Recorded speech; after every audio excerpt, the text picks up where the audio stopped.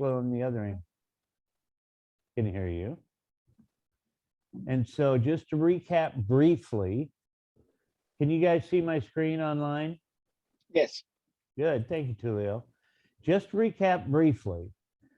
Last Tuesday, we went through kind of the beginning of Engage, and everybody should have at least one contact in Engage.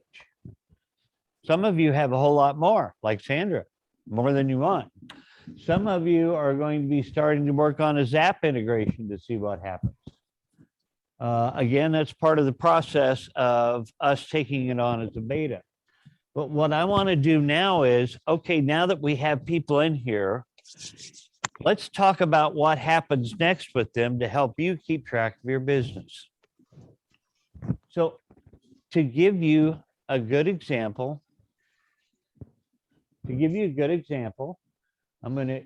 this is my Moxie Homes page. I'm going to go into Engage.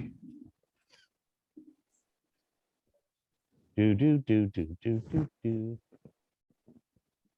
think they ought to play music while that's going on. I'm changing to agent mode only because you guys don't have the other two, and you should always go right into agent mode now. If you do not go right into agent mode, let me know so that I can check that out. I believe we fixed all that. And you'll see we have people in here and a to-do list and calendar and all kinds of things in here that I can scroll down. You can start playing with that a bit. But today, because I have two people that are married that want to buy a house, I want to start moving them along the progression so that you can see what happens to know why we're going to adjust some of the next steps. So we need to find my new client today. And he's already in here because he's been a, oops, Frank Zappa. There he is. So Frank Zappa is my new client. And you can see that he's in here because I already had him in here, but I hadn't classified him. And I'm going to go ahead and classify him as a past buyer, which is what it says there. But I'm not going to do a marketing plan yet. I just want to show you that I got Frank in here. And he's not subscribed to anything, but I know that Frank now wants to go out and buy a house. So I'm going to make him a buyer prospect.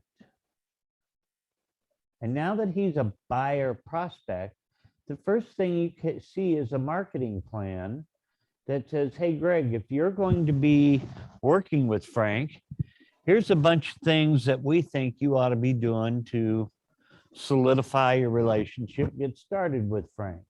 You want to meet him and greet him. You want to create a Real Scout search. You want to conduct a meet and greet. Well, it's duplicated. I don't need that. I'm going to show you some things in a minute. But I'm going to go back to Frank's profile for a minute. Okay. And I'm going to add a transaction. Why am I adding a transaction? Frank's looking for a house. When I say to add a transaction, he is a buyer.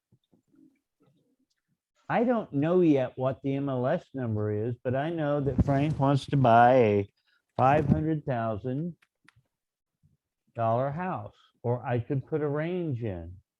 This is to move him along in his search. So let's go 450 to 700. Okay. And then you're going to notice down here that I can associate people with Frank and his transaction. Well, you guys may not know this, but Frank is married to Cher. Okay. When I say, oh, Frank is associated with Cher on this one, and I'm done, then I go to look up Cher.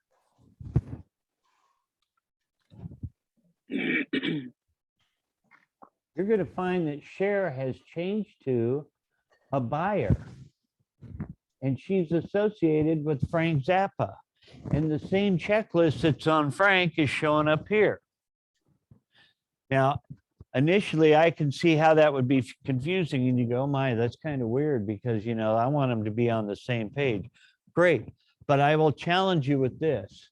On my phone, when I want to dial Cher, I don't type in Frank to look up Cher's address, phone number. I type in Cher and her phone number comes up. So what they're doing is they're saying if you have people with two different contacts, you'd be better off to have them separately in here so they don't mess up, but they still put them together for the purpose of we're buying a house together. And I could come in and check off things on Cher's checklist. It'll take them off Frank's and vice versa. Does that make sense? Okay. Is it ideal? I don't know until I use it every day, but I'm at least beginning to understand how they're trying to solve the problem. So that association of checklist and progression, because if I take Cher and I move her to the active zone, yes, it's going to move Frank to the active zone as well. So that two contacts move together along the list. So what you're saying is you have to make him a buyer or a seller to put the two together. No, they're both buyers. If I they're have to not, put- if they're not active clients, then I have to make them active clients in order to connect them is what, Right. and then so However, if they're in my sphere and they're not buying or selling at this time, they will not be connected in this fashion.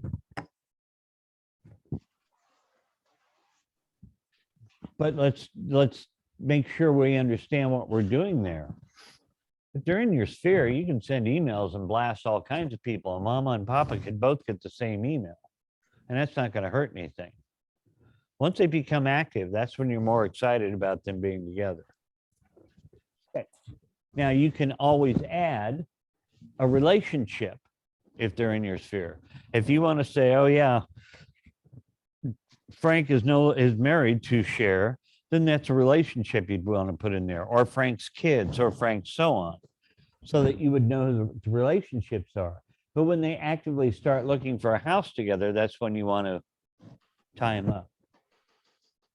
Now then, if I were you, I would be looking at these checklists and saying, yeah, I don't want to do some of this stuff, or I want to do more stuff. So that's what we're going to talk about now. How do you, as an agent, decide what your checklists are? Because you can customize them and make them your own. Right here, this little tiny gear is where you go in to customize what shows up on your Engage. I, as a broker, cannot customize you guys' checklists. I can't create one for you. This is a generic checklist that came from Moxie. So when you go in here, you can click on the Engage settings. And these are all the preferences you came up, yet you can do to customize things. You can say, I want my Zillow leads to come right in here. You can say, I'm going to have some autoresponders go out, and you can type in what the autoresponder says. You can turn off the autoresponders because you don't want them to go out. And you can take the neighborhood news and say, if there is a valid email address and an MLS listing, we can automatically sign your clients up for neighborhood news. You can turn that on. Now, I'm not getting into those really advanced ones yet. If you want to try them, please go ahead. But that's the first thing that comes up in the preferences.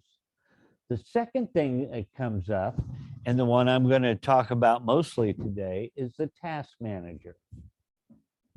So when you take a client and put them in here, things happen that we call a checklist, they call tasks. Under tasks, you have a leads plan. So if we have leads like the people that are in Cardis that may get something through the lead engine, we can set up a lead plan that comes in that says, oh, it hit me, and these are the next things I need to do. We have marketing plans, and marketing plans would be more for agents for people that are in your sphere, you're marketing to, but they aren't actively searching for homes or thinking about selling. They would be the past buyer, past seller. You can look at those on your own, but let me start here with the buyer plans because we just made Cher and Frank a buyer. So I want to see what they are going to be getting for a checklist. And I want to see if I can add to or delete from the checklist. So when I turn them on, this is the first checklist that came up. And it says, by day 7, I want to create a Real Scout home search so they'll be able to go out and look at things. That's in your plan. I would think most of you'd want that or something, but you also notice that this is grayed out, so you cannot remove that step. You can check it off on the other one. But what if you don't like what day it's on? Maybe you want it to be on day 1. Well, I can change the day. I want it on day 3. And now I've updated that task list for everybody that I advance into the active state. Maybe I don't want 2 meet and greets. I'm just going to schedule it. I'm not going to do it. Maybe I don't do a buyer's presentation. I just schedule the presentation review. Well, I can't remove that one, but I'm going to remove it when I put it up. There's generally about 3 or 4 things that you can't remove, like create doc. I wish I could take off that transaction room thing. I can't. Just telling you. But any of those that you want to, you can remove. Now, in this first step, what if I want to add things? Add a task. So maybe on day 1, I don't know what I want to do. Day 1, I want to conduct the buyer's interview. Well, I just added it. Now I don't know where it added to. So I got to go down and find it. Obtain, sign. I don't know where it went into. Conduct buyer interview. They've got it on day 15. Maybe I want to push that up a lot. I don't want to do it on day 15. I want to do it on day 1.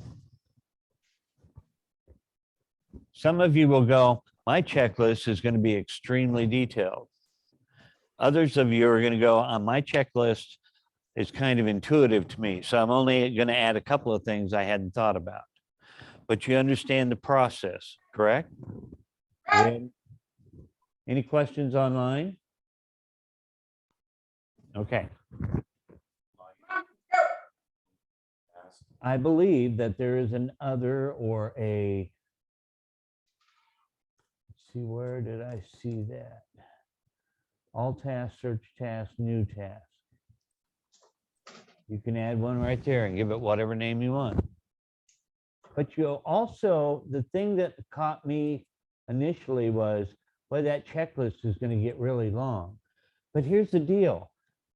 As you take a prospect through here, you start changing your checklist. So this is when they're a prospect. Now we're actively searching. Well, now I advance this arrow, and now I'm looking, they're active. Now that I'm looking at a different set of things that I would want to do. So I just added that conduct buyer's interview. Maybe I don't want that in there until they're actually active. Do you understand what I'm saying about advancing them along? But these are things that you might want to think about what the labels mean to you and what step you want to do everything in. Present offer, obtain mutual acceptance. Maybe you never worry about that. Maybe that's not a step you need to check off. And then finally, you have your pending tasks. Okay, we're under contract. We're going to do an inspection. We're going to get the contract to the office and every place, and so on. We need to poop. Mikey, come out here. Hello? So, is that Dixie talking to puppies? So my point is, you can make this list as complicated as you want or as simple as you want. This is yours to customize. But you have to remember to go in and advance the person along. So question for you, sir. I'll try to help. On this pending tasks, for Uh-huh. example, the one that's on there, like for inspections. So scroll down just a little bit. So schedule inspection. That task, in my opinion, is something, okay, inspections, you get a schedule. If I need to carry that on throughout the transaction because I'm waiting, if it's, let's say it's my buyer, I've got it scheduled now I need to actually do the inspection, then I've got the write up the repair request, negotiate the inspections. Can that one particular item be carried throughout, or I have to go in and change it every time? No, what I'm showing you now is how to edit your overall I task get that list. part. So you can add your own or just, okay. Right. So if you wanted to add a task that said, show up to inspection, I don't know if there's one in here. This is a searchable field and they have a lot of stuff in there. What was I just saw? Create deadline calendar. Well, maybe you want a deadline calendar for all kinds of things. You can add and go through here and do all of these things as much as you want. And I'm guessing, I haven't tried it, that you can even add the same item twice. But old Greggy would get confused if I added it twice. So I'd probably make another one, a new one, that said inspection 2. Now let's go back over here to share for a minute. Does everybody whoops, there was a question. Are we getting to understand that you can go through initially and set up your own custom checklist that will be your template? Now, if you don't want to do any of that, don't. If you want to go in and just get rid of stuff, do it. If you want to spend some time making it, like Lynn says, for my TC to have certain steps, yeah, Lynn, in this program, your TC must be registered with our company, and then you can share your Moxie account with them. That's a choice that only you can do, is say, I want my blank. I want Greg to see blank. You could say, Greg gets to access, and I want you to go set up my web page. Now, I promise you, if I set up your web page, it's going to be really, really simple. It's not going to be big and beautiful, but technically, exactly. I know Priscilla's on here. She's very, very good at websites. Some of you may say, Priscilla, I'm going to give you $50 to set up my website. And if that's cheap, Priscilla, I'm really sorry. I don't know what $50 is worth. But as an example, and you can give her permission to access your Moxie account, do that, and then you can take that permission away later. So yes, there are things that you can do that I don't have any choice in. But let's go in right now and go back to old Cher and Frank for a minute. And I don't know why he doesn't come up when I start.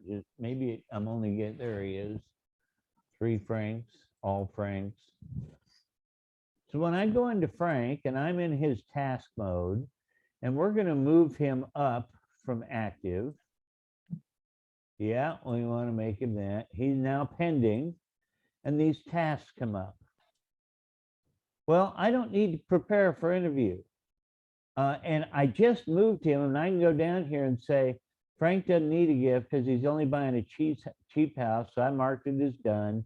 He doesn't need the buyer packet, so I'm marking that as done. And I can start going through here and saying, we've already got an offer presented, so I don't need to do that.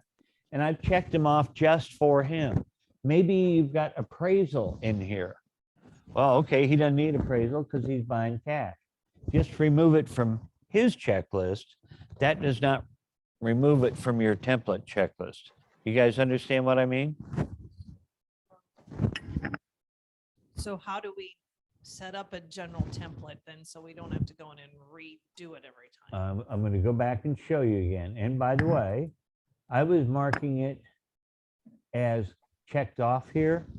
Maybe in your brain, you don't want to say, oh, I did that just to get rid of it. Well, I can click on the little arrow over here, and I think I can remove it altogether. So it's just not on his checklist. Okay. I see CC smiling. He says, yeah, I don't want to tell him I would went and did something I didn't do. Again, back to designing your own checklist. Is there a question? Nope, okay. Little gear right here. Engage settings. When this comes up, you want to go to the task manager. And you have marketing plans. You're not dealing with those because that's where we're just sending out emails, whatever we want to do to people that aren't actively looking. When they become sales plans, I'm either dealing with a buyer or a seller. I may want a lot of things on one checklist that's on the other as well. But there's stuff, I'm not going to show a seller homes if they're not looking for homes. So then you customize that right here. And this is where you set up, come on, customize your checklist template. And again, because the template changes as they advance along here, don't forget that you've got the prospect. I'm just sort of looking. Now I'm actively looking. Now it's pending. Does everybody understand that? Somebody online, tell me you saw that and get it.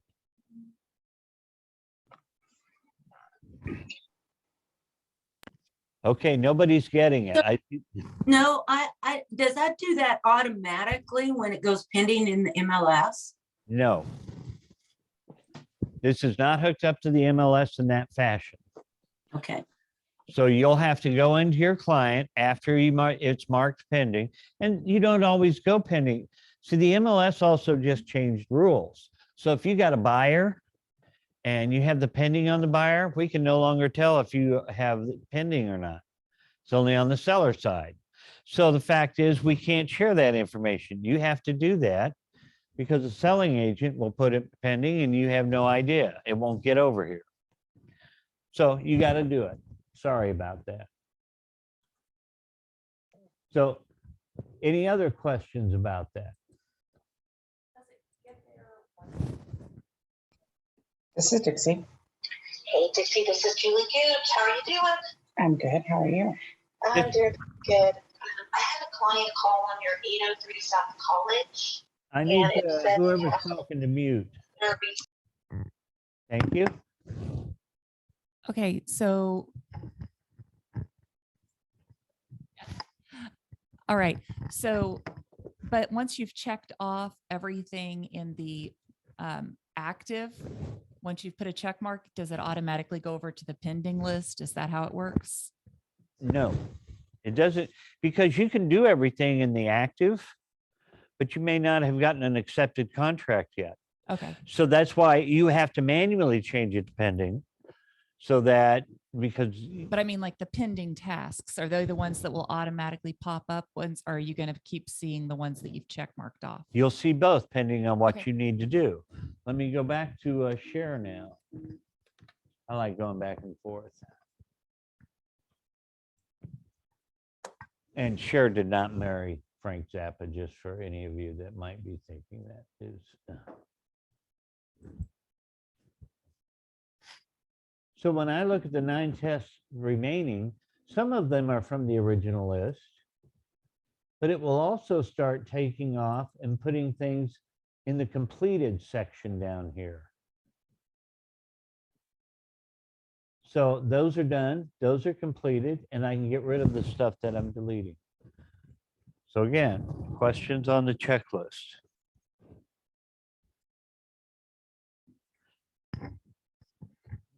Okay, so let's say you're pending with Frank, and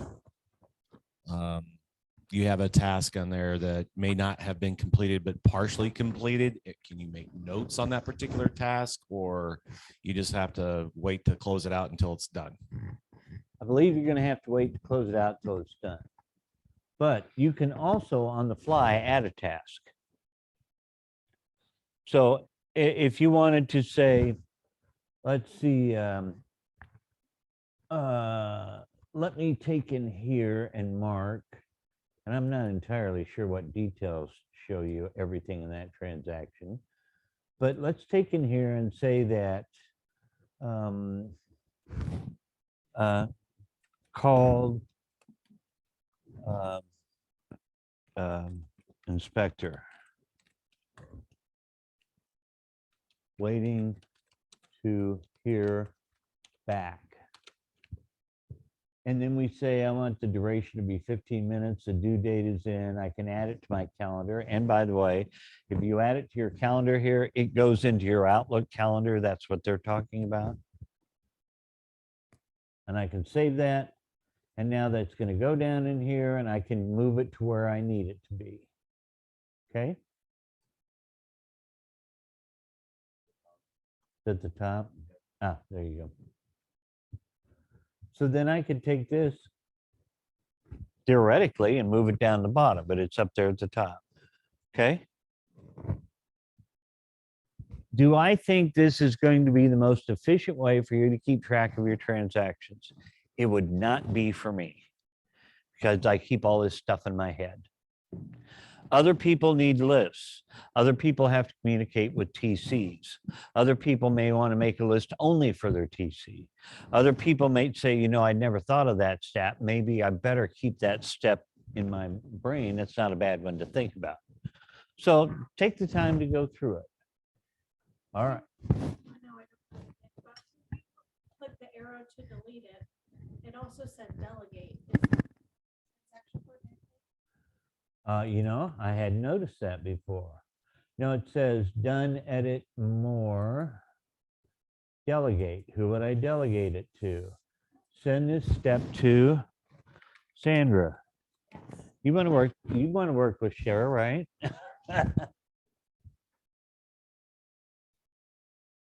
Would you assist me with this task? Using the knowledge you just gathered at your first meeting, craft a buyer's presentation and email it to the client. And then I can send a note to Sandra, and I've just delegated it to her. Thank you for seeing that. And I'll bet Sandra already has an email.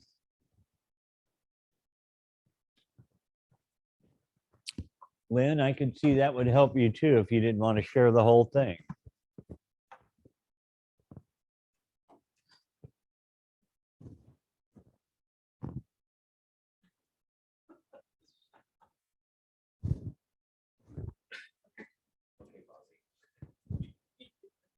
Did you get an email, Sandra? All right, and Sandra has email already that says, would you help me with this? So there you go. All right, I'm not finished with class, but I want to see if people are comfortable with what the checklists we're talking about. Anybody online want to ask a question?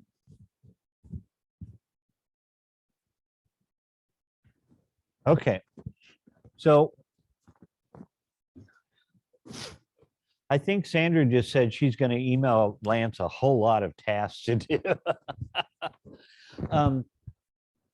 I want to give you a very, very brief introduction to drip emails because kind of what I would think the next step of, I've got some clients in there. I want to start using some checklists. Now I want to start marketing with the drip emails to some of my clients. You may not want to market to everybody. You may want to market to some. But the drip emails, besides the neighborhood news, are an easy way to reach out to clients that can be fun. It is an extremely complex system. And the only issue I'm going to say as a caveat is Moxie just acquired a company that is an expert at drip emails. So there may be some changes in the next 6 to 8 months. I know, but it's only the drip email and it'll be integrated with this. And from what I can see, it'll be a lot easier. But for the moment, you're not going to lose anything. And I'm not asking you to customize a whole bunch of drip emails. If in your top toolbar, you click on campaigns, yours will be empty. Absolutely empty. You have to add a campaign that you think you want to use from the library. So when add it. I click on that. And there are a lot of campaigns in there. So it will take a minute to populate all this. Now, as Joel rightly pointed out to me in the past, some of these campaigns were already in there from Zap. Lynn says, love it. Thank you, Lynn. Some of these campaigns are new. But we have the holiday campaign. We have the seasonal home maintenance, the BHG outdoor series, ways to be better. You can ignore the talent attraction, holiday e-cards, buyer warm prospects, seller warm prospects, recently closed buyer or seller, new leads. This is probably the one I would start with. It's the holiday greetings pet edition. So they say Merry Christmas with the dog and Happy Valentine's Day with 2 turtles and so on, okay? So if you wanted to add this one, you would click over here and add campaign. If you want to see it first to see if this is the one you want to do, you would preview it. So I'm going to preview it. Maybe. I'm finding my mouse is not clicking as well as I'd like. Come on, baby. Where's my preview?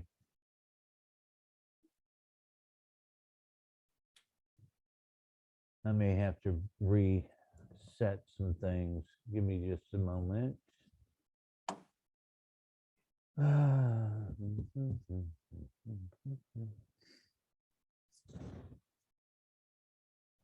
On previews. A lot of stuff going on back there. So just because I'm lazy, and you know, it might be that in 10 minutes, the preview will work just fine. I'm going to pick one I haven't used before, and I'm going to add it. 2021 from the mother load, and I'm going to add to my campaigns. You see it gets grayed out a little bit, and hopefully it'll add real quick, and little circles will come up. And you get a green box that says it's added. So I can close that. Now you're going to see I have 6 total campaigns. I have 1 campaign that is not set up yet. I have 1 running campaign, 0 paused, and I have 4 archived because you never totally get rid of this. Well, I'm going to tell you, choose your campaigns a little more carefully because I hate 4 that I don't want to see. I'm just telling you that. But I've been playing a lot, so that's why I'm doing it. So I want to find the campaign that's not set up yet. And it is the 2021 holiday. Part of the reason we're not seeing it all is because, let's see, I'll talk about that more later, Lynn. So if I want to preview it from here, we'll try it. There it comes up and it shows me the different emails. It shows you what the top looks like, what the middle looks like, what the body is. And I can go through and now let me say this. All of the campaigns that I added that say brokerage, I read through and didn't find anything particularly wrong for our MLS or those kind of things. If you want to edit each and every one of these emails, you could. It's a lot of work. You'll also see these bracketed. These are where they mail merge from whoever you're sending the email from, okay? And this is number 1. Here's 2 of 6, 3 of 6, and here's the campaign schedule when they would go out. They probably had some that actually went out earlier in the year, but they're not going to, do that from earlier in the year. They're already past. I have no idea. I didn't set this one up. And I can close it. I Yep. thought they wanted for 2022. That was for 2021. Right, this was 2021, we're in 2022. Now, if you want to edit this, you can click on the campaign. We did just a preview there. and it's going to build it.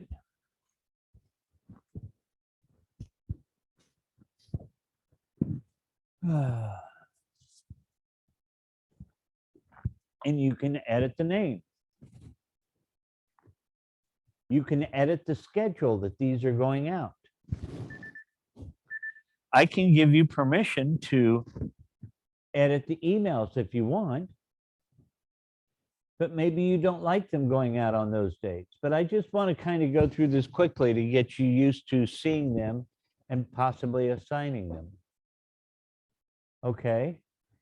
We've got that. What we don't have is any recipients. So we want to set up the recipients.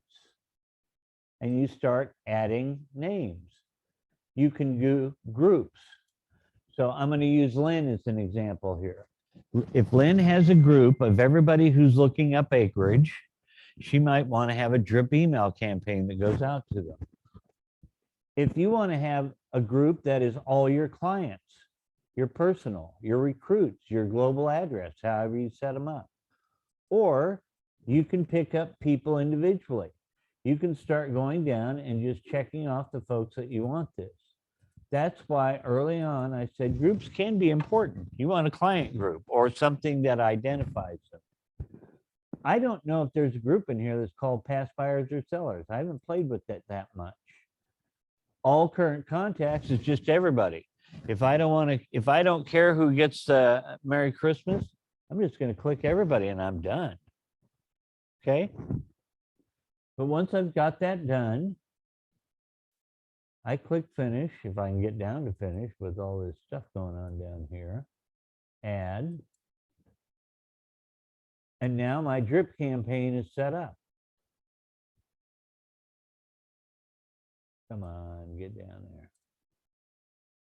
And if I decided, you know, I don't want them to get it, I can remove them. Okay, so I got people. I got the name I want. That's good. I don't think I'm missing anything at the bottom. Nope. But it's not letting me run campaign yet, and I don't know why, but I can finish later. And I can then start worrying about how do I get this to run. I'm not going to do that today because there's various things that I haven't done that I want to set up the permissions on.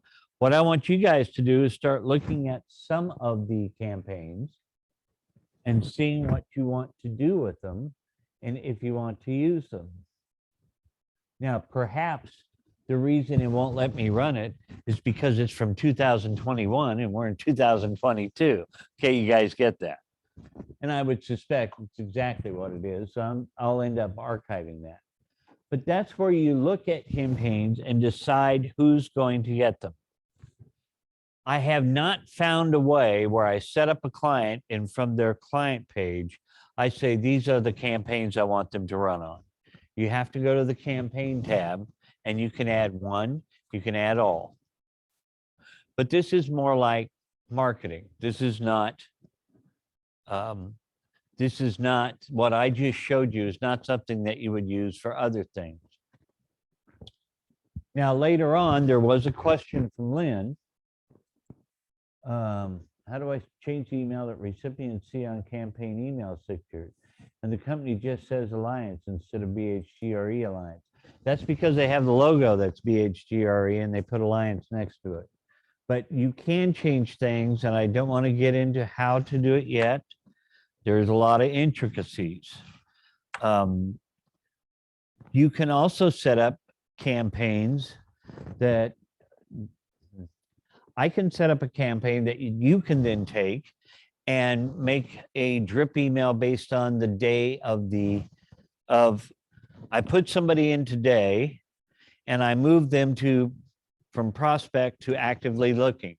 I could have an email campaign that will go out day one, then 5 days later, another email, 10 days later, another email, so on. It can get very complex, but I don't want to confuse a lot of people yet. Let's first start with, I got people in there. I can see that I want to tell them about the holidays this year. Let's get the holidays going now. Now, the one thing that was asked that I do at least want to sort of look at If I can remember where it's at. How do I change my email signature? I believe. Was it there? No, it wasn't. I had to go all the way back to.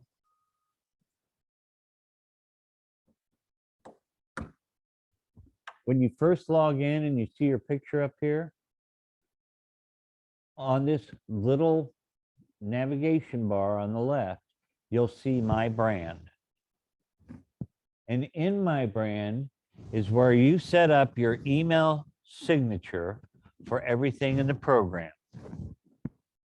You can have the custom one that I did because I like this better than the other one. And then it shows you what it would look like on a desktop, on the mobile, and what it would look like in just plain old email. Or you have a couple in there you can choose from that are basic and templates and so on. That's where you set up your email template. And I can see that you would want to have that done before you assign a drip email. So thank you for the question. No, if they imported, my understanding is that they imported from Zap, it will not be, and they opted out, they will not reach it. In the worst case scenario, you get a nasty email that says, take me off again. Or they, at the bottom of each of these emails, have a one link they can click, unsubscribe. I don't see everybody going, oh my God, this is the best program I've ever seen. I see some of these, oh no, I don't know that I want to do this much work. I get it. I also get that it's much more powerful than what we had before. There's a lot more flexibility and a lot more integration. It's coming along. Let it, we're stepping easily because I don't want everybody to get in saying, oh, if you're good enough to figure out how to do most of the customization that you really want to get into, you'll be able to figure it out from here. If you need to figure out how to edit an email campaign again, little help over here. And you can ask the question or chat with somebody. If they say you don't have permission, Greg's management's got to give it to you, let me know and I'll set it up. I think I've made everything so it's editable now. Okay, I'm trying to keep these to 45 minutes. Joel says huge improvement over Zap. I like the basics. Thank you, Joel. Yes, and when you start getting into the more in-depth that it can do, you're going to say, wow. So as I use as an example, we will shortly have a campaign in that says, I've moved somebody from a prospect to a buyer, an actively looking buyer. We can have a set of emails that will go out. Okay, thank you very much for using me to look for your home. Look for your invite from Real Scout. Now that you've done that, make sure you've been to the bank and gotten pre-qualified. We don't want to be showing you houses and so on. And you will be able to get that just from automatically changing what their status is. We can trigger the status to start certain emails. But if you don't know how to do anything with the campaigns to begin with, you'll never figure out how to do the triggers. So you got to bring in a campaign, set up the trigger, decide how many days it's going out and so on. That's why I want to start easy. Is everybody cool with that? Okay, good. Then what I'm going to do is say for today, I'm done bringing up more topics. If you want to ask a question or two, I'll gladly take those and record them. And otherwise, I'm finished. And then we'll continue on with campaigns next week.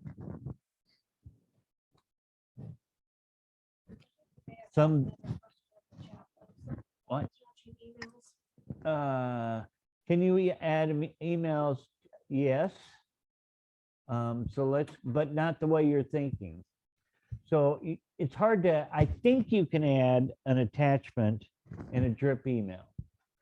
I know, let's see, that's my dashboard. Oh, I'm in manager, that's the problem. I know that if I go in here to share, Come on, Greg, spell. And I pick on share. And I want to send share an email. Well, I could have gone up here to say email and just typed in share and it would bring it up. Or inside share's contact, I can send an email. You're welcome. You had a question too, Greg, about attachments, and you can attach things from there too, from the straight email. Yep, that's what I was getting ready to show. Share Bono. In this email, you'll see that down at the bottom, I can attach files. Okay, so yes, you can attach them there and send them. And you can either send them from here, like I did, just going up to the top, or getting inside share here and looking at her profile and saying, I want to send an email to share, same email thing that pops up. Again, you can send an attachment with it. Okay.